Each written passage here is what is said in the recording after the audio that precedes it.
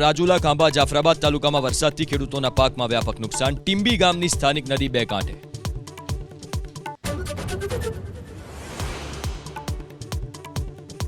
અમરેલીના રાજુલામાં ડિજિટલ સર્વે સામે 72 ગામના સરપંચોએ માંડ્યો મોરચો. નુકસાની બદલ તમામ ખેડૂતોને સીધી સહાય કરવાની માંગ.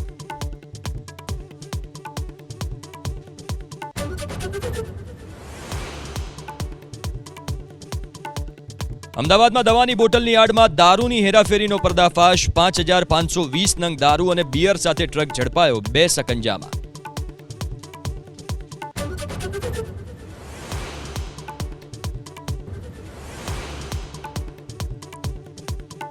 વલસાડના સંજાણમાં જાહેર રોડ ઉપર 2 વ્હીલર ચાલકની સ્ટંટબાજી. અન્ય વાહન ચાલકોના જીવ મૂક્યા જોખમમાં.